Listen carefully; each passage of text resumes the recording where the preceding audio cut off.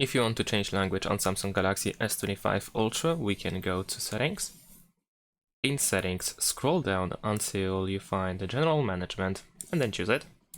Now at the top we can choose Language, and here we can add another language. So let's go over here.